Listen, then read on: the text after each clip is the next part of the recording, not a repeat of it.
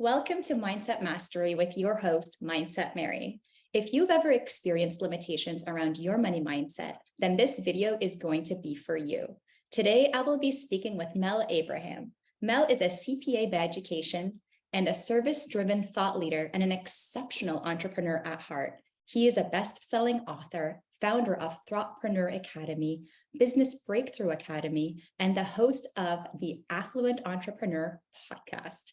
Mel firmly believes that a greater purpose for our money fuels an even greater purpose for our life, and that financial freedom is a birthright. So without further ado, let's dive into Mel's journey and the wisdom that he has acquired along the way. Mel, welcome, and thank you for generously sharing your time with us today. Oh my gosh, thanks for asking me. It's so cool to be here and get a chance to chat. Amazing, amazing. So to start off, I would love it if you could share a little bit about yourself and what really inspired you to become the money mentor for entrepreneurs. Wow. So it's an interesting journey for me. Like you said, I'm a CPA by education, but going way back, I was pushed out the door by my partners. They didn't want me to be a partner anymore because I was going in a different direction. I had this entrepreneurial spirit. Most accountants, they want to sit behind the desk. I didn't. I wanted to grow something. I wanted to change people's lives, and they didn't get that. So what happened is they pushed me out the door, and I did what most entrepreneurs do. I dug my heels in. I got on the treadmill. And I started running and run, and trying to figure out, how do I make money? Because I had no money. I had no clients. I had no client backlog. I was $300,000 in debt, but I had a purpose, and that purpose was I became a single full-time dad of a 5.5-year-old boy, my son, Jeremy. And so here I was trying to figure out, how do I take care of the greatest gift and at the same time live the dream that I wanted to live. And so I thought it was getting on the treadmill, and that's what I did. About 6 years old, Jeremy comes running into me one day as things are growing and going, and I think that I'm going to be okay. And he says, Daddy, I drew a picture of you at school today. And so I kneeled down because he was so excited. It was like the morning of his birthday. And so I kneeled down and I take this picture, and all I see is, in blue felt tip pen, stick figures. And it's me standing in front of 2 computer screens with a phone in each ear and the one on the desk ring. And the hands of a 6-year-old, I was given probably the most powerful gift of life, money, and business that I could ever have gotten. And because what happened off of that was that so many people got in my ear and said, well, Mel, it's because you need work-life balance. And the reality is that balance, this whole idea of work-life balance, it's a myth. Because you think about balance the way they think about it, it's 2 counterweights that are playing tug of war, and you're balanced in the middle supposedly, but you cannot live that way. And so it took a while for me to understand I have to do business differently. I have to do money differently, and I have to do life differently, because it wasn't balance that I needed. It was harmony that I needed. Yeah. And the harmony comes from being intentional about every choice you make, because there's no such thing as business and life. It's all life. Yeah. And that's the thing that I think that started to drive a lot of the things that I did. It's how I restructured my business. It's how I built my businesses. And now my son is, 33 years old. He's got 2 children of his own. We just celebrated my granddaughter's 2nd birthday. Successful. Him and his wife have 3 homes and a multi-million-dollar net worth at 33 and 30. And that was the catalyst, is that to challenge the conventional path, the conventional thinking, to say there has to be a different money journey. There has to be a different way to do that. And so that was the catalyst of how I started to get here. And then fast forward 2019, just before the pandemic, I got diagnosed with cancer. They found what they thought was 5-centimeter tumor in my bladder. It turned out to be 7.5 centimeters. And they looked at me Now, mind you, at that time, life is great. I'm living on the beach. I'm traveling. I've got an amazing wife. We've got a business that's going crazy. I'm speaking all over the world. I'm flying back on private jets. And I mean, things were really, really good. And 2 weeks after I stepped off of one of those jets, I have a surgeon look at me saying, we might have to take out your prostate. We might have to put a tube and a bag in for the kidney. And if it's bad, you're going to lose your bladder. And so all of a sudden, all the work, all the money, all the everything didn't make sense anymore. Life had gotten turned upside down. I looked at my son, I looked at my wife, I said, things changed. Everything has to focus on healing and fighting and doing what we needed to do, and not focus on earning and not focus on all of that. And so the thing that happened was that I had to fight the lessons that I got from Jeremy. I had to fight the cancer psychologically, emotionally, spiritually, medically, physically. Okay? But I didn't have to fight it financially. Mhm. And that was a big aha for me, is that I had the ability, and I didn't have to drain things. I didn't drain an emergency account. I didn't sell stuff. I didn't shrink our lifestyle. Our life changed. Trust me, it's changed. But that was the thing. Then shortly after that, we have the pandemic that hits, and the pandemic, people were struggling. And I had a dear friend of mine that just sat back and said, hey, if they knew what you knew and did what you did for your clients, for your son, and for yourself, so you didn't have to fight the cancer financially, how would they have fared during the pandemic? And I said, they would have been fine. Mm. And so that's what really started to draw me out to say, I need to bring this to the world. I need to have these conversations. We need to open the dialogue up around money, around wealth, around living a rich, impactful, good life. There's nothing wrong with it. We shouldn't be demonizing it and giving that gift to people. And so that's when I really started to focus heavily in this arena. I've always done it, but never had it as a primary focus until a couple of years ago. And would you say that that primary focus is through your podcast, The Affluent Entrepreneur, and your programs? It's through my programs, it's through my podcast, and I'm doing a lot of speaking around the country.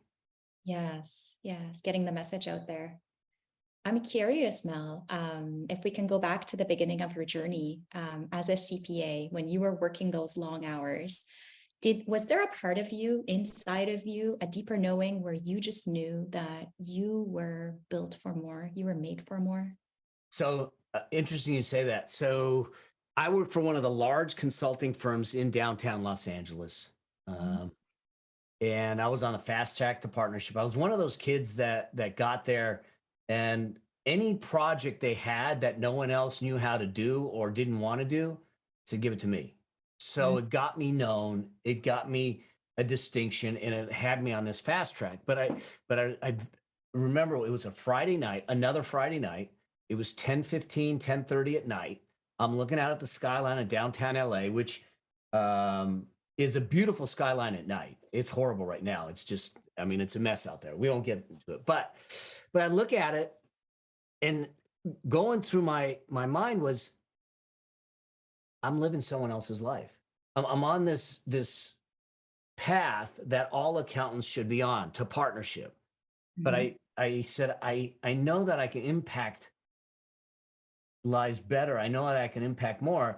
At a big consulting firm, I had one little piece of the client, but I wasn't really impacting the client.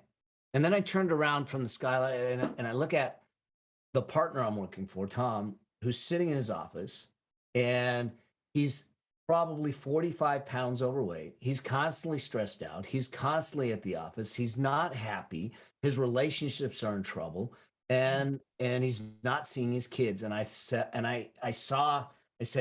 first, I don't feel like I'm doing and using my skills to the fullest. And second, that's the vision of what's in front of me if I stay on this path. And I literally on that day walked into his office and said, I can't work here anymore. I said, I quit. And he says, well, what do you mean you quit? when do you quit? I said, today. I won't be in on Monday. Wow. And That's bold. I left. I had no plans. It was a reckless, stupid thing to do in the sense that I had no plans. I literally got up and walked out. I cashed in my 401k, which no one do that. Do not do that. And I went to Japan, and I lived in Japan for 4 or 5 months, training in the martial arts with my teacher there, until I decided what I was going to do when I got back. And then I came back. But that was that time where I said, I'm meant for more.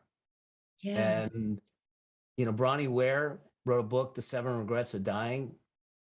And she's a hospice nurse. So she's in with people on their last days of their life. And one of the biggest regrets that most of these people have, that she said, was the realization that they lived someone else's life.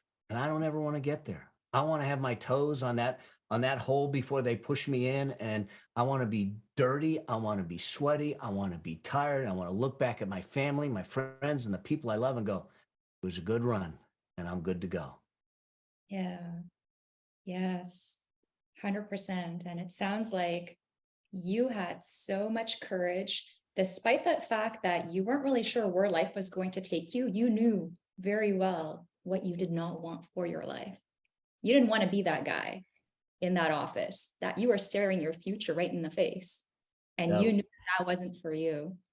Yeah. So I'm curious, like, what gave you the clarity? Was it in Japan where you really gained the clarity of, okay, here's what I'm meant to do? Because I think a lot of people struggle with, like, what's my purpose? What am I here to do or create? I think that the interesting that came about after that was this realization, because I see this a lot. I'm trying to that people will say, well, I'm trying to find myself, Mm-hmm. And I said, how are you doing that? Well, I'm doing a lot of introspection. I'm doing a lot of thinking. I'm doing a lot of contemplation. But here's the thing that I truly believe. Clarity will not come from contemplation. Yes, agree. Clarity will only come from action. Mm-hmm. And it's through the actions of sitting back and going, yeah, that didn't feel so good. Oh. That you start to say, okay, we may not know exactly what we want to do, but over time, we start to strip away the things that we don't want. And as we strip away the things that we don't want, we see the things that we do want. Mm-hmm. And so I knew that I needed to get in motion and be open to what might come. And Brian Tracy once said that you need to be in the hallways because the doors of opportunity are in the hallways, not in the room. Oh, that's deep. Yeah. Yes, 100%. So tell me, Mel, why do we struggle with money and money stories? Why do we have such limiting beliefs around money? I think the first biggest thing, we don't talk about it. Yeah. It's taboo. How many of us grew up in a household where they said it's impolite to talk about money? It's impolite to have those conversations. I have a feeling that it was less about impolite and was more about the fact that, like in my household, my parents didn't know anything about money, but they said it was impolite to talk about money, but they weren't capable of talking about money. Nothing against them, but they never learned it. And so what ends up happening is that if we don't talk about it, we never learn it. So how do we learn about money? We watch the world, whether it's media, whether it's social media, whether it's our parents, whether it's our neighbors, and we interpret the world without context and we give it meaning. And now all of a sudden we end up with these things like, well, if you have a lot of money, you're mean to people, or you take advantage of people, or you're greedy, or whatever difference it is, or it's hard, it's complicated, it's not for us because we're on the wrong side of the tracks. And nothing could be further from the truth. The reality is that I like you said, I truly believe that financial freedom is a birthright. It truly is. Now, doesn't mean it's easy. You still got to do the work and you still got to go out there and claim it. But it is a right nonetheless. You may be in different places. You may start in different places. The boulder you got to push is going to be bigger or smaller. The steepness of the hill you got to go up is going to be steeper or lower. But the fact is, it is available to you. And if you don't believe that's the case, you can find case by case of people that started with nothing and built a rich life. And Yes. you can find a bunch of people that started with everything and live a poor life. And Mm, so it's not where we start that matters. It's how we go about it that matters. And I yeah. think that's the thing that we do is we don't talk about it. There is no education and there is no conversation. And then we start to feel like it's complex and so it's not for us. I'm a creator, so I'm not good with numbers. Mm-hmm. But the one thing's for certain, ain't no one in the world that's going to love your financial future more than you. So, and it is coming to you. Whether you like it or not, time will pass. And at some point, you have to face your financial future. And so, why not face it with a big pot of gold that can give you the future you desire? Yes. Yeah, I agree. And I think that like um, creating wealth and creating money, I think that that also relates to your mindset and what you believe you're capable of and what you believe you're worthy of Mhm. having. Because there are some people who make the money, but then lose the money. There are some people who don't make the money because they don't know how to make the money, you know? And so it's like, what's the money mindset that you need to have in order to be able to create money, but also um, keep money, right? Like we want to be able to create it, but also to keep it. And then we want to be able to grow it. Yeah. So what's the money mindset? So the thing here is this is, and you hit it as mindset. I talk about it as a money set point. Okay. We establish our money set points just like a thermostat. Um, T. Harv Eker talked about something similar in his books way long ago. But we establish a set point based on the interpretation of our experiences and our observations over time. And so we predetermine how far we can go. Mhm.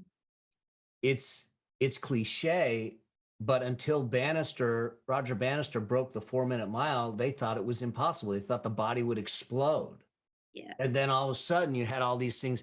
So the limitations that are inside of us are put on us by ourselves. Yeah. And so and I would say this, we can talk about money, but it's in every aspect of your life. Am I worthy of being loved? Am I Mhm. worthy of being healthy, vibrant? Am I worthy of having money? Am I Yeah. worthy of being a father or a mother? All of those things where we start to question our abilities and our worthiness, I think are all interpretations of what we think is possible. And the reality is that the answer to all of those questions is absolutely you're worthy. Mm. But that means that to live it might require something of you Yeah. that doesn't currently exist: education, experience, skills, Mhm. uh, mentors, or people to help you. We have to run some of the miles. It's so easy to look at like a Warren Buffett and go, he's so lucky he's a billionaire. Do you know he started investing at like 11 years old? He's been running this race for a long, long time. Yeah. I look at even me, you know, don't look at where I am because I will be the first one to tell you I live a blessed life. I feel fortunate. I feel blessed. Cancer, all that stuff. I feel blessed. Yeah. But the journey is paved in a boatload of mistakes. I lost 1/3 of my net worth in a Ponzi scheme. 1/3. Me and two other buddies, we lost over $4.5 million. So And I could have crawled in a corner, which I almost did, in resentment, anger, fear, blame, telling myself, and I'm a financial guy. So I had no excuse is what I was telling myself. I'm a loser. I shouldn't be doing this. I should give up my CPA license. I'm not capable. And that's what we start to do to ourselves. And that's what I started to do with myself. And, Jeremy's a common theme. Jeremy was 15 at the time that this happened. And I sat back and I said, he came to the rescue again, because I looked at him and I said, if I curl up in the corner and he watches me in adversity as this is the way you deal with it, Mhm. what is he learning? Yes. Through observation. What's he Mhm. going to observe and what's he going to interpret? And that's Mhm. when I sat him down and I said, dude, man, I made some bad mistakes. It isn't going to destroy us. It's going to leave a mark. So I'm going to tell you why. I'm going to learn the lessons from it, not for blame, but for my ability to respond and move forward. And that's, I think, the thing that when we start to think about our mindset, there's this, either we're going to have a fixed mindset or a growth mindset. Fixed mindset saying that hey, it is what it is and I can't change it. Well, that's because you're choosing not to change it. And I know that it's hard that may be confronting for a lot of people. But I will tell you that when it comes to money, there's no one out there has money issues. No one. They all have money symptoms. They're money symptoms of the choices, the decisions, and the behaviors of the past. That you look at it and I go, oh, you say I'm to blame. No, I said you're responsible. Just like the Ponzi scheme. Yes, the guy was a thief, but I was responsible for getting in. I was responsible for staying in. I was responsible for ignoring the voice in my head. I was responsible for ignoring my rules. And until I was willing to accept that, I had no ability to respond. I had no ability to grow. I had no ability to learn. I had no ability to be better. So I get it. Our circumstances may be rough today. I don't know with the listener or the viewer where they are, but that doesn't mean it stays that way unless we choose to stay in it. And that's the thing that I think we need to look at. Yeah. Yeah, I 100% agree. I think that the minute we take radical responsibility for everything that's transpired in our lives, we can not remove ourselves from the whole victimhood mentality. Like, Yeah. if you don't want to be that victim, you got to take responsibility, even when it hurts or it doesn't feel good or someone really was to blame. At the end of the day, we choose how we respond to the adversity that's been presented to us. Exactly. Yeah. Oh, that's great. That's great. I want to talk to you a little bit about two mindsets: scarcity mindset, abundance mindset.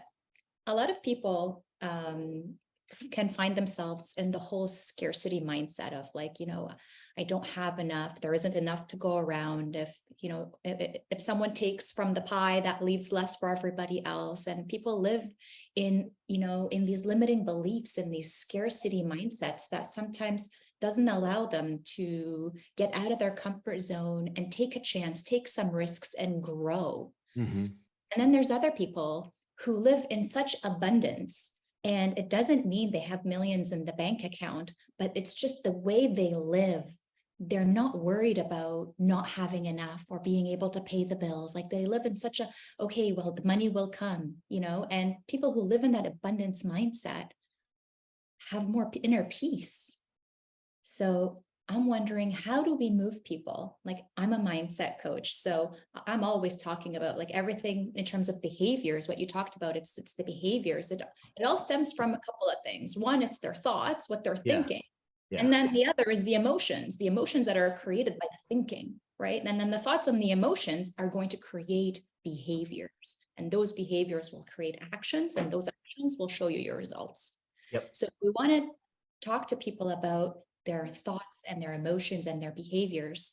I'm really curious of how scarcity and abundance intersects to help move people, shift them from that scarcity, scared mindset of fear and uncertainty and doubt to more of trusting themselves and trusting their process and moving more towards abundance, and not letting money issues and money stories really cripple them in their thinking and their feelings and their behaviors and their actions?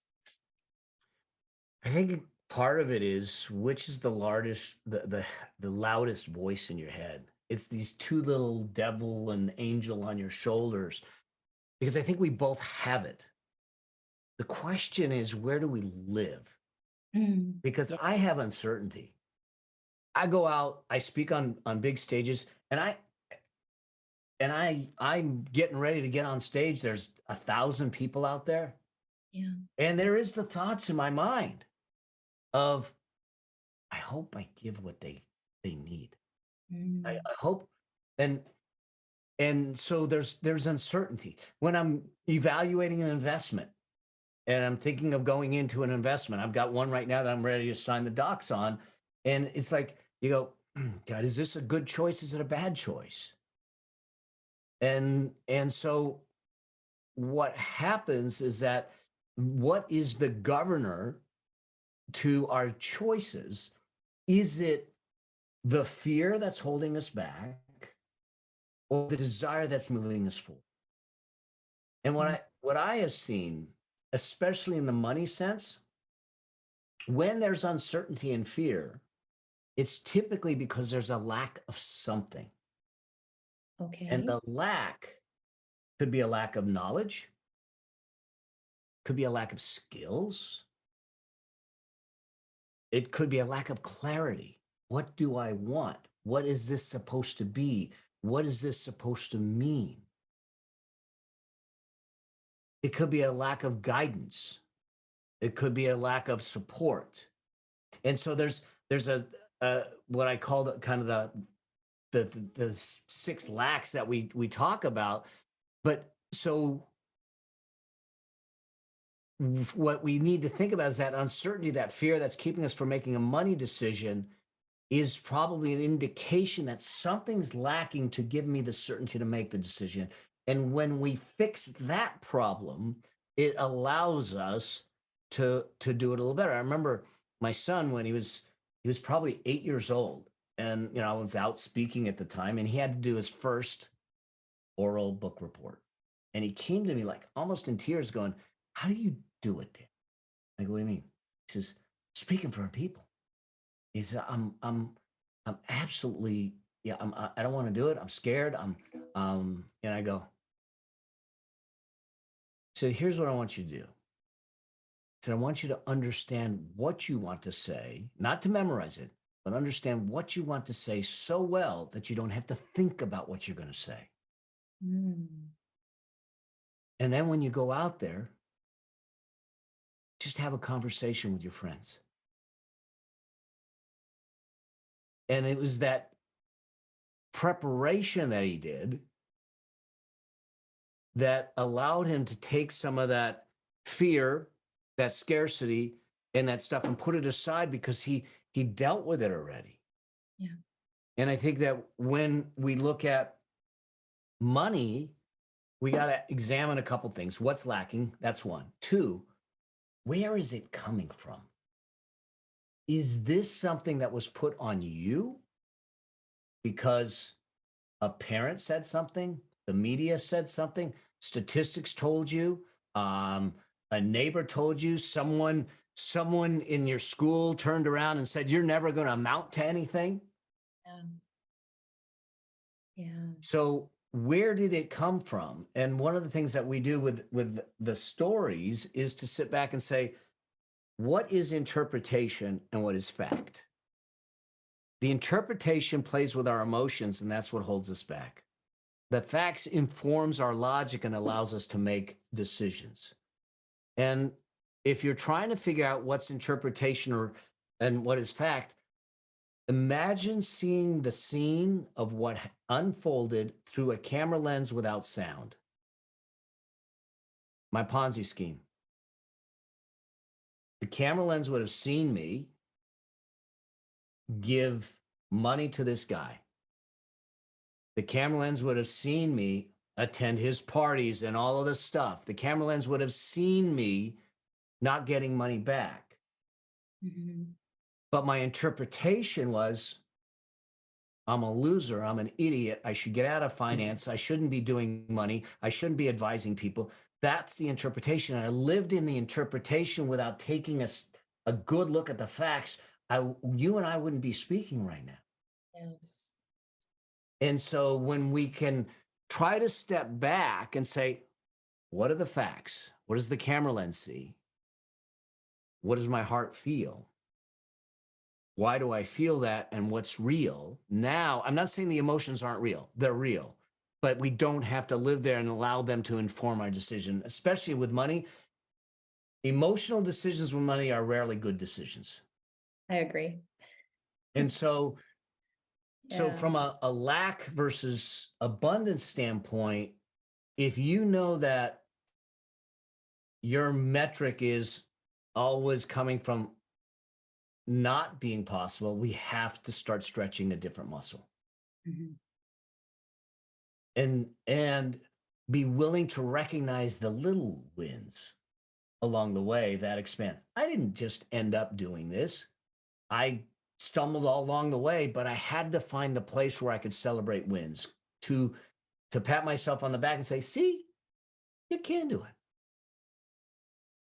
And that it's these micro wins that you stack up that start to eliminate and get you to think bigger.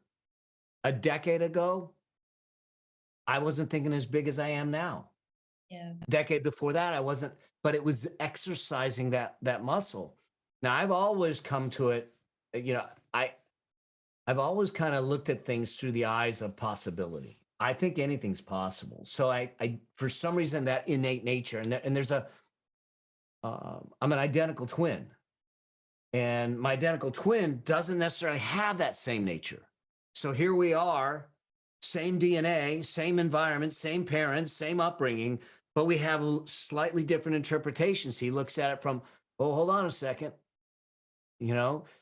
So there is this nature, and now we have to develop and move through it, and learn the skill of cultivating an abundance mindset with a level of caution to protect us from mistakes. Yes. This is Yes. where rules come in. This is where due diligence comes in. This is where mentors come in. This is where process comes in, because now you can rely on these other things to take away and strip away the uncertainty that might be there that creates the scarcity that you're living in. Yeah. Oh, I 100% agree. I also think that you have to be very aware of like risk and what level of risk are you comfortable with, Yeah. right? Like some people are very risk averse. Some people are okay with taking risks, or taking risks with part of their earnings or whatever it may be. But if you don't know where you stand when it comes to risk, then you can find yourself in a very volatile situation. Well, we do the first thing, one of the first things as you start to think about investing is exactly that. You do an assessment of risk. You want to look at an assessment of your tolerance of risk, which is in some cases, my emotional capacity to take on risk. Now, you might have some folks out there that are adrenaline junkies go, I don't care, let's do this, it's a ride. That's not healthy either. So you have to balance it with something called the capacity to take risk. Someone who's 30 versus someone who's 60 has a different capacity to recover. Yeah. Than someone who's 60 but has $20 million, and someone who is 30 who has 100,000 in debt has a different capacity to recover. So we have to look at this balance between tolerance and capacity. And then there's another risk that a lot of people don't talk about, is that if I am at, say, $100,000 in net worth, but in order to be financially free, I need to get to 5 million. Mhm. When I know that I have 10 years or 20 years to do that, sorry, Siri. When I have 20 years to get that, I now know what kind of return I need to make to get there, which is a measurement of risk. So you've got risk tolerance, you have risk capacity, and you have the risk need to achieve the goal. And there's this balance between the three that needs to play out. Wow. Not heard it explained that way before, but that makes complete sense. And that requires a really deep knowing of yourself and what you can tolerate and handle, and understanding, you know, the principles and mechanisms behind investing. So I want to ask you, why do most people wait so long to invest when we know that time is your best friend? So question, do we really know that time is our best friend? Are we really taught that? No, we're not taught that. I know, because here's what we do know. So when Emily, my first granddaughter, was born, a dear friend said, "What are you going to do for your granddaughter?" I said, "Here's what I'm going to do. $500 in the account, $25 a week, basically $100 a month. Do that for the first 20 years of her life." Yeah. And I said, "So I'm going to give her about $20,400 in the first 20 years of her life." And this friend looks at me and goes, "You're so cheap, you can afford so much more. Why are you doing it?" I said, "Watch what happens. You never give assets without giving skill sets." So, Yes. so at 10 years old, we start the I call it indoctrination, they call it training, into what does it take? What's the money mindset? What's the money tactics? What are the money strategies? Her parents already got it, and it's going well for them, so they'll support that. Because here's what we know: the $20,000 I gave to Emily over time, $5 a day, basically, will turn into over $1.5 million by the time she's 60, Yeah. with the right skills, tactics. That's time. That's the power of time. But it falls on deaf ears if we don't talk about it. And here's the other reason that we miss it. When you start first, and we all experience this, when you first start building wealth, you're going through a zone that I call the wealth flatline. And that is when you start putting money away in an investment account, in a 401k, in an IRA. You're putting your 6,000, your 3,000, your 10,000, you're just putting it away. And you're doing it for 3 or 4 years. And you look at it and you go, "I made 67 freaking dollars. This is stupid. It's not working. I don't want to do it." Yeah. Well, you're in the flatline zone. The Yeah. acceleration of your wealth is on the other side of the flatline zone. The only way to get through the flatline zone is time. And what happens is we get impatient. We don't think it's enough. And so the snowball that is growing slowly at first, we stop. Yeah. But when we allow it and we're patient, we say, "I know I'm in this for the long haul. I'm going to eat up the flatline zone." Now we get to the acceleration zone. That's when your money starts to work harder for you than you did for it. All of a sudden, it grows at an exponential rate. But you will never get there unless you put the time in to eat up the flatline zone. So we need to use time for 2 reasons.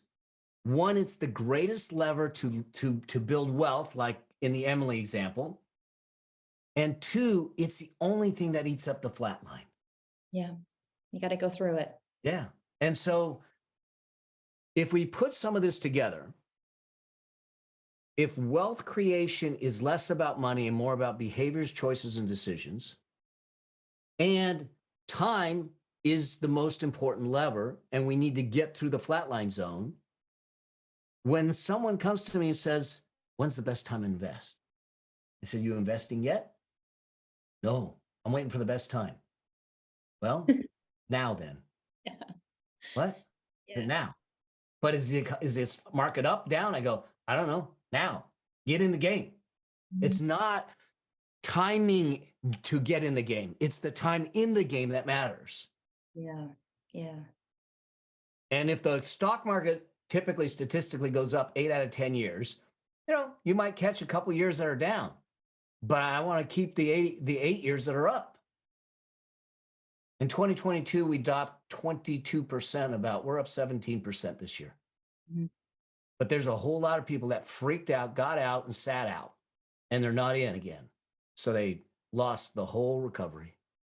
Yeah. And then they start asking themselves, going, "Oh, well, maybe it's too late. It's probably going to come back down." So they never get back in. And now they're sitting on the sidelines. Right. Yeah. It's funny because the decisions that people make in terms of money has a lot to do with the mindset that they have. And in coaching, it's like your ability to delay gratification, to stay consistent, to stay the course, to believe that your efforts will yield results in time, right? So it sounds like investing is very, very similar. And it's Yes. are you able to set your emotions aside and not allow those emotions to dictate the decisions, the important decisions? Because as you said, when we make an emotional decision with our money, we're likely not making the right one. No. Emotions go up, financial intellect goes down. Yeah, yeah. There's an inverse effect. Yes. Yeah. I completely agree. Completely agree. What do you see most new entrepreneurs, like what mistakes are they making when they're pouring their money into their business to start growing their business? So here's I think one of the biggest mistakes most entrepreneurs make. They see their business as their wealth. Yeah. Okay. Their business is not their wealth. It could be if we got a chance to sell it. Mm-hmm. But as an entrepreneur, you absolutely must think in terms of two separate journeys that are done at the same time. Okay. The first journey is an earnings journey. That's the one that's generating the cash flow. That's the one that's giving the solutions to the world. That's the one that's having the impact. It's not the one that's going to give you freedom, and it's not the one that's going to give you control. Yeah. The second journey is a money journey. It's the cash flow you take from the earnings journey and what you do with it. That's what's going to build what we call a money machine, your own ATM. It's the thing that allowed me to survive the cancer financially without selling stuff, without doing. It's basically had an ATM. So you have to be on two journeys at the same time, building the earning machine, building the money machine at the same time, because at some point the earnings from the money machine is going to be far greater than the earnings from the earnings machine, because it takes less effort, but it takes a while to get you there.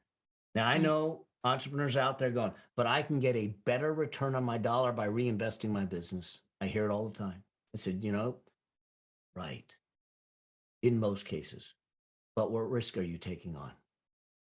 Because if the only place you're investing is in your own business, you are investing in a single point of failure. Yeah.